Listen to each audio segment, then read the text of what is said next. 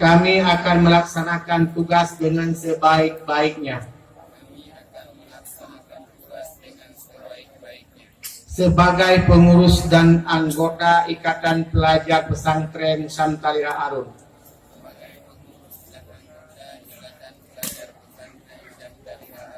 Periode 1439 Hijriah sampai dengan 1442 Hijriah.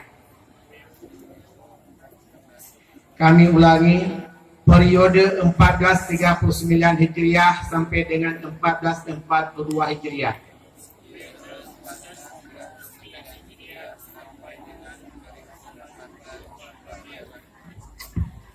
Bahwa kami akan selalu menjaga nama baik organisasi dengan selalu tunduk dan patuh kepada Allah dan Rasul-Nya,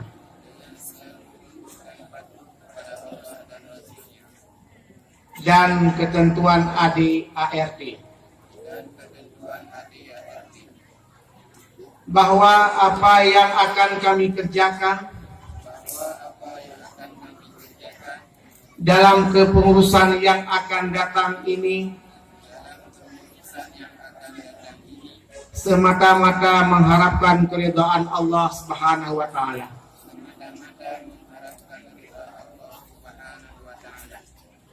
Amin ya rabbal alamin. Selasa